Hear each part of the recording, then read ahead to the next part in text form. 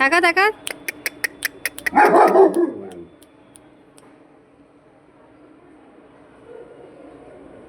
কি এখানে আয়, এখানে আয়।